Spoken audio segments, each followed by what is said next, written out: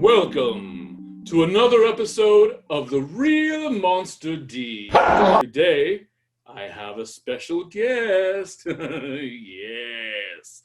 Yes, this guest is a true monster maker in his own right and a legend. This fellow has been involved with entertaining the youthful and the youthful at heart for many, many decades. He worked on such delightful properties as the Dark Crystal, Fraggle Rock, and also spent many decades as a toy maker and has delighted young minds with the likes of Sectars, as well as what we are here to talk about today, Boglins. Yes. So, allow me to introduce to you the one and the only Tim Clarke. Hey. Hello, everybody. Before we get too far into the fiendish fun, I understand that you celebrated your birthday earlier this week. Is that correct? Yes, that's true. Well, I wanted to take this opportunity to wish you a slightly belated Boglin birthday and to present you with my own little quick creation here. I call him Squake, the birthday Boglin cake. Very nice. Feel free to let me know if he starts causing any mischief, jumps off the shelf, starts to eat some of the other monsters, who knows? You never know. Going all the way back to the beginning of the Boglins, yeah, you did a lot up before then. So which among your prior creations would you say was the most influential in the creation of the Boglins themselves? Oh, definitely Dark Crystal. You know, having worked on Dark Crystal and doing the sculpting and building of all the mystics and working on the pod people slaves. So a lot of that is the influence of the idea of using foam latex in order to create a creature that moves. And after we finished shooting Dark Crystal, and I was doing work on Fraggle Rock, and as the first season of Fraggle Rock was ending, I suggested to Jim Henson that we start designing and doing development of toy products at Muppets and presenting to the toy companies, because we were doing things that were so much more innovative than what the toy companies were producing. And I always say he gave me the best kick in the pants I ever got, because he said, Tim, it's a wonderful idea. I just don't want to do it. So when Fraggle Rock was wrapping up production, they put a lot of the puppet builders on freelance.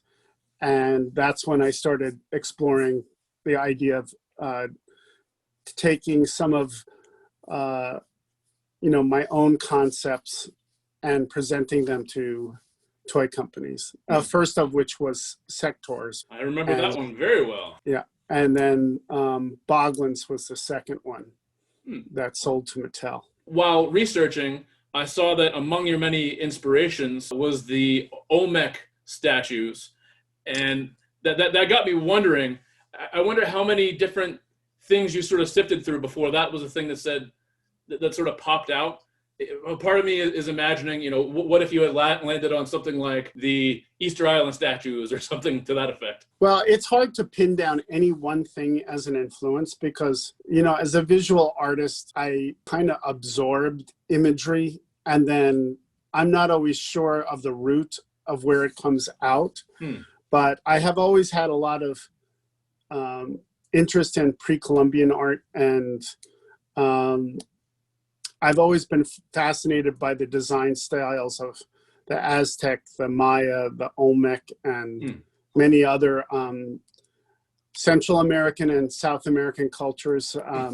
My wife and I went on a vacation to Peru not too long ago, and it was like trying to be a living sponge. It's like just everywhere I went, there was something, that I was taking in. Makes me wonder of the prospects of taking South America by storm with a Boglin invasion. One of the Boglins was actually a character on a TV program in Brazil. Oh, yeah? and down there they were just known as bogs. They weren't called Boglins. And so there's a big following in Brazil. I also talk a lot about music, heavy metal, and hard rock on here, and I've noticed through that anything that makes its way down to Brazil and becomes any kind of a hit, a lot of those people tend to really embrace it. I mean, there's fandom, and then they take fandom of a thing to sort of a new level in a lot of instances. Yeah. It's pretty amazing. So out of all the Boglins, or perhaps out of the original Boglins, is there a particular Boglin that you would say is perhaps the character that is closest to your heart, or perhaps is there such thing as a flagship Boglin among all of the hundreds and hundreds? Well, Dwark is the one that is closest to the original that I sculpted and that we presented to Mattel. So as far as appearance, he looks the most like the original Boglin I created. Some of the minis, like the mini Boglin in a hamburger. Oh, I actually have him here. Oh, wow. I don't know if you can, how well that shows up, but that was always one of my favorites. When I was very young, I actually had just two, but the two I had, I remember it was Vlab, the blue one originally, and Drool. And it would be interesting to really go from sort of home to home and see what different children did back then. But for me, for some reason, Vlab wound up being sort of the leader of the two. He always struck me as being a little more serious, whereas Drool became sort of like the goofball. I always say, and the way we're approaching Boglins now is Chris Cafoni, who's working with me on producing the Boglins, he said the great thing about Boglins is that there was no TV show, there was no movie, there was nothing that was instilled in kids' heads as to who the Boglins are. And the wonderful thing and what we want to do now is, the Boglins back in kids' hands so they can create their own content. Because now with the internet and video and everything being so easy, like right with the use of your cell phone, that anybody can make a little, video short. Right. And use the Boglins as characters. So we're going to be taking submissions to our YouTube channel, and we want kids and adults and anybody who wants to submit video shorts that we can then place on YouTube to show people all the different creative avenues you can take by using puppets and the Boglin characters. So we're looking forward to seeing what people come up with. I noticed in the launch of the Kickstarter, in this new phase of Boglins, you have started to implement a little bit of a lore now. Can you tell me a little bit about how that came about and what was the sort of thought process behind that? When we launched the mini Boglins in Europe, they were broken up into tribes, and there were chiefs and spies and all kinds of different characters, generals, whatever. And there was always supposed to be a king that would be launched. And Chris thought it would be fun now to kind of do a spoof on Game of Thrones, but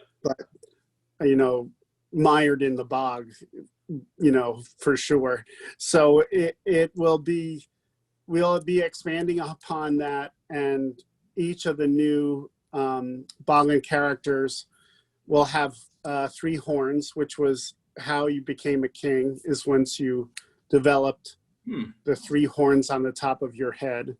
So we're going to be introducing the 3 original characters of Dwark, Vlab, and Drool, and then we'll be adding some new ones, like King Topor is going to be one of the new ones. Is there any other discussion about expanding that further? I mean, obviously, it was more about the play originally, but is there any Right. talks about perhaps maybe a comic or a novel or even a field guide, perhaps? Yes, I hope to do all of those things. Mark Friedman at Surge Licensing is going to be working on helping us to develop Boglins into, something more substantial. Many people know Mark from his very successful launch of Teenage Mutant Ninja Turtles. Mm. So yes, it would be wonderful if down the road we get to do some more great puppetry with Boglins and, do something for TV or, cable, with Netflix or I have thought about doing a comic book series and or a field guide, so that people will get to know every single character and who they are and where they are in the hierarchy of the Boglin kingdoms. What is the most challenging part or aspect of recreating all of these classic characters? Because I make Boglins myself by sculpting, molding, and making them by hand. I'm like really well versed in all of this in order to produce new characters. And I've been doing it so long that it's kind of second nature to me. It's like the biggest thing I think is being able to sculpt in order to produce something that will come out of a mold easily, which means being able to draft the sculpt itself to the seams in the mold, and you want to limit those seams as much as possible. It's fascinating to hear you talk about, putting all these different parts together and coming up with it. When I was young, of course I was always fascinated in the monsters and the dramatic play, but there very quickly came a point when I would stop with the dramatic play and I would just sit back and sort of marvel at the little pieces that you had in there. I mean, there were many times when I would try to gently almost turn the Boglin inside out just to get a better look at more angles of this eye mechanism, which is always such a wonder to explore. Each Boglin character costs $25,000 to make the mold. There's a lot of parts because of the eye mechanism, the arms, and the way that they lock into the rubber. So it's a very daunting upfront, amount of money to get together to launch this thing. But thankfully, because so many people still love them, the campaign to fund them has been going really well. Let's say the sky was the limit. You had an unlimited budget and time to do whatever you wanted in the sort of Boglinverse. What would that ultimately look like? A television series would be wonderful, just because Boglins are kind of sarcastic, crazy characters who have looked at the human world and then warped it based on their own perception. They're kind of tricksters and jokesters, and they look at the human world and look at how it functions, and then they kind of make a mockery of it and also reinterpret it in their own way, and it doesn't always jive with how we perceive ourselves. I would say one of the things that I always thought would be really wonderful is to have one of the Boglin characters as a gigantic hot air balloon in the Macy's Day Parade. And I think that's because I think it was Paul Sarge was the guy who created the very first hot air balloon the helium balloon for Macy's. And he called them reverse marionettes because you were holding the ropes to keep them, from floating away, but you were still operating them by pulling the strings. And Paul, it's Tony Sarge, not Paul. Tony actually trained Bill Baird, who was had a very famous, well, most people know Bill. His most famous thing was the goat herd scene in The Sound of Music with the marionettes. And then Foz and Marianne Harms, who worked at Muppets, had worked with Bill. So Foz had made a lot of the mechanisms for Bill's puppets, and then he came to work with Jim. And so it's kind of like I appreciate the people who came before me and came up with wonderful and amazing concepts, which, you know, can still be used and interpreted or reinterpreted, you know, to this day. There's this wonderful foundation in the puppetry community in the US that goes back to Tony Sarge and Bill Baird and Jim, of course, and, you know, now is, you know, flowing through me out into the world of, you know, with the craziness of Boglins. So many of your projects have inspired me as well. I like to consider myself a master of monsters, and, you know, I draw monsters and entertain, but none of that would happen without being personally inspired. And I'll say it goes all the way back to the Sectars. I actually had one of your Sectar hand puppets, and I remember the fur juxtaposed with the hard plastic in the mouth. So it goes back even further. I have to tell you, one of the most awe-inspiring things I had ever seen to this day was I was a wee little tot, just a tiny little monster maker, and I believe it was a Head Start field trip to the Pittsburgh Children's Museum. And there just happened to be this big, it was a puppet. At the time, I do not believe it was just Jim Henson. It was just sort of like a puppet, like a celebration of puppets in general. They're all sorts of shadow puppets, hand puppets, everything. And the one thing that stood out to me is they took us by this room and displayed, stood up, propped up in a glass case was the full body puppet of one of the mystics. Yes. And that image has been burned into my mind to this day. I was so awestruck, and I was so little, so this thing towered over me and every child in the line. It was such an imaginative moment. I could just see that thing coming alive. Yeah, I know.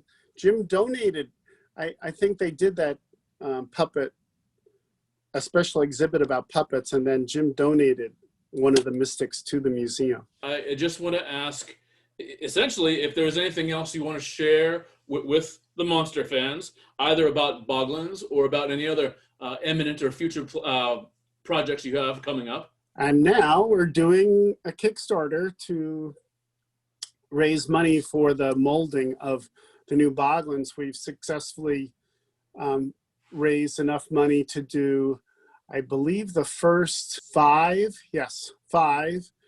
And we're hoping to do 6 and 7 in the next few weeks. If we're almost, you know, ready to have the Kickstarter campaign fund the next one, and then we only have one more after that. So it's going very well, and I'm very pleased. It's been an amazing response, you know, and I always thought there was a big audience for the return of Boglins, but I never realized how big.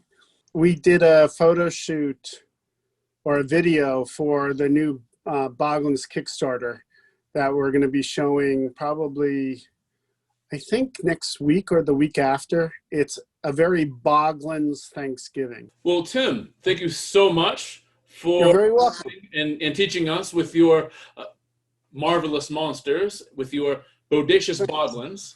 Please keep on with your creativity, never stop, and we look forward to all that you have coming up in your future. Okay, great. Thank you very much. And stay monstrous. I'll do my best. Nettle in my nail, how good do I feel? There's nothing like gaining a fresh slab of steel. Oh, hello there, monster fans. You caught me about to indulge in opening a brand new power package I just received. Yes, the thing that is in here is actually a mystery. I do not recall. You see, many months ago, I ordered a number of different albums. You know, supported some band camps and some Kickstarters, maybe a pre-order of an album here or there. And whenever I order things like that, I try to put them as far out of my mind as I can, because sometimes production and prep take time, and it pays to be patient. So I do everything I can to forget what I ordered, and then when it comes, it's a pleasant surprise, such as what is here. So, are you ready to be surprised with me? All right, let me pick up some metal to open this metal, and we will begin. And you may well learn what is in here before even I do. Now, children at home, if you need scissors to open a package, please consult the assistance of an adult. And let me open. What do you see? Hopefully not pancakes. I mean, I like my pancakes, but hoping for the t-shirt. So let me see. So what is... Oh, I know what this is. I know what this is. It is not a deck of cards. It is only the Ace of Spades. Yes, look at that. This is it the 40th anniversary of the album Ace of Spades. And that is what this t-shirt is from. And it is not just a t-shirt. There is the album on here, on CD. How about that? Looking like some rugged western dudes up on the dune there. Yes. How momentous. This was an early slab of metal which laid the groundwork for so many bands to come. How beautiful. And now it is here. And there are 2 discs. There's actually the original studio album on disc 1. And on disc 2, there is Live in Whitla Hall, Belfast, the 23rd of December, 1981. So a whole live album, which would have been to support the release of this album. Very, very nice. Some brand new classic metal and a brand new commemorative classic t-shirt. How lovely is that? Unfortunately, I slept a little bit on the larger package, which was a whole bunch of vinyl and a board game and some other things. However, you can find openings of that elsewhere. I saw one of, who was the fellow who opened it? Mr. The guy who was in Black Flag. Oh, I failed to think of his name. Obviously, this is an unscripted moment in time here. But, yes, I will comment below as soon as I recall that other Motorhead opening, which was pretty exciting too. He was just in, well, he did a voice in The Legend of Korra. Ooh. If you know who I'm talking about, feel free to speak below. He voiced one of the villains in The Legend of Korra. You know, big punk and metal head in his own right. Actor, singer. Wow.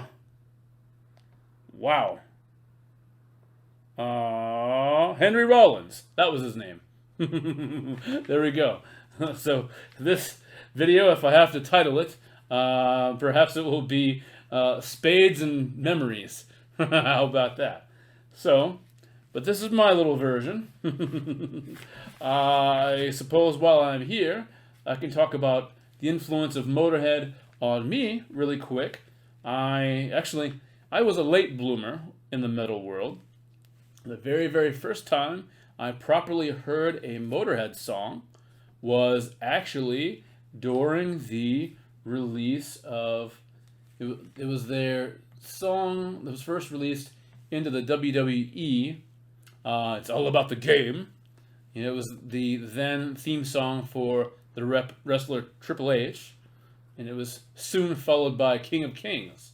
So yes, I was not around for this album and many, you know, during, after, and before it, but I caught on there, and I slowly got into them more and more and more, and I finally was able to see them live in 2012. It was at the Mayhem Fest, and yeah, so that was my first and one and only time to see this legendary band, and because it is sad to say that all of the original members, all three of the original lineup, have all sadly passed. However, their legacy lives on. You know, their snarls and their riffs and their fast pace and their bluesiness and all that soulfulness they pack into their music remains for us to listen to forever. So yes, I highly recommend checking out Motorhead. They were definitely an early peek into a lot of things to come.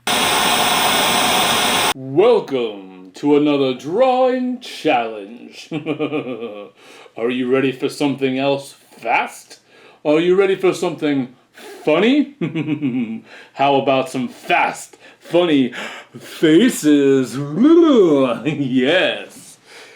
My challenge today is going to be a numerical one. How many funny faces can I draw in 5 minutes? There's the time, and here we go. Ready? Funny faces. I'm going for simple, even if scary.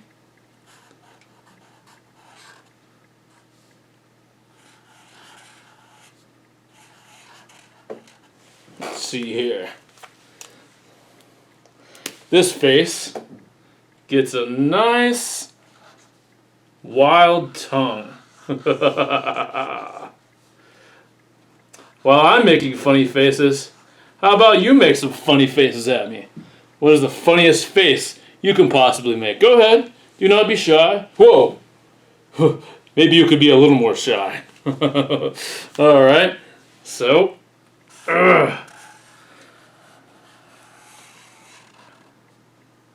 Got that. How's that? Oh. Bumps on the tongue. And then I'm going to move on. Alright, that is a funny face. Now I'm going to move to a different funny face. Let's see here.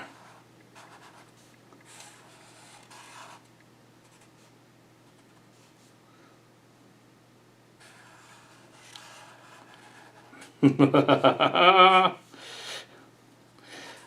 of how many different kinds of emotions and expressions you can get out of the concept of a funny face. Maybe these faces are only funny to the viewer and not so much the funny facer, huh?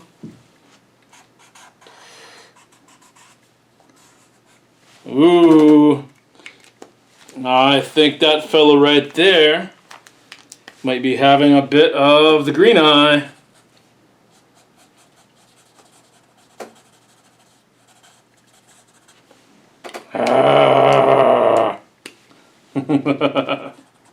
Oh, let's get those teeth out.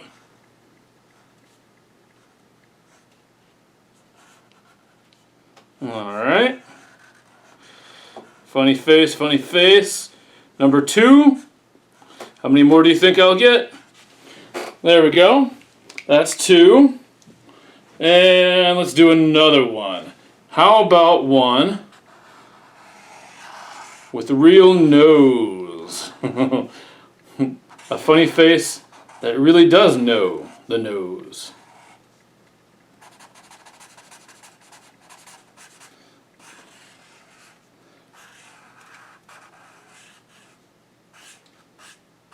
See, now I'm adding ears and getting even more detailed.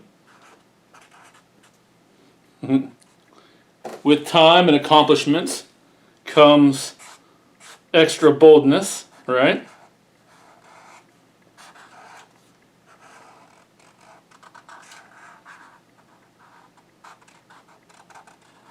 Ooh, how's that looking?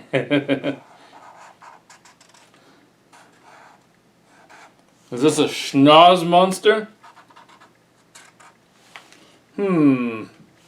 Is it missing anything? Some sparse hair. More hair coming out everywhere but the top, huh?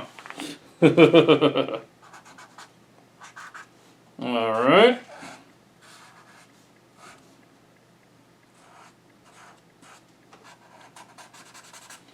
That is 2. And let me move on. Looks like he is licking his head. Let me go. Ah, funny faces, funny faces. Funny faces. Here. This one is going to have a bit of the red eye. But actually, 3 red eyes.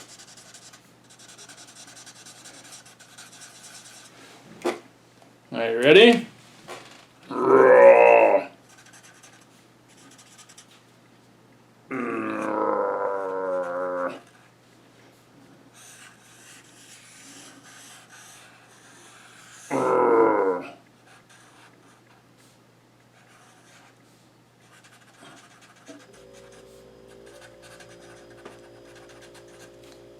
How funny is that? Give him some cheeks, a little extra chin. What do you think? Oh! 4 funny faces in 5 minutes. How about that? Please make sure you subscribe if you have not already. Like this video if indeed you have. And please toll that bell so you can be ready, willing, and salivating for the very next episode of The Real Monster D. Till next time, stay monstrous.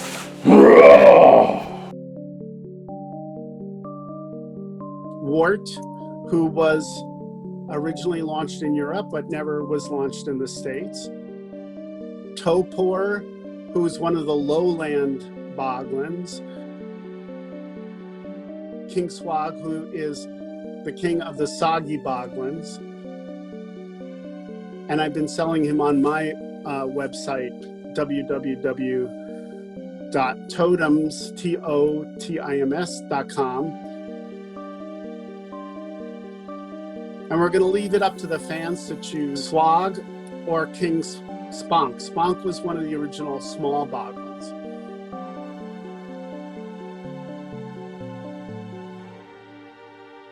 So, perhaps turkeys from the bog? Certainly. Cranberries from the bog, too. Cranboglin. Exactly.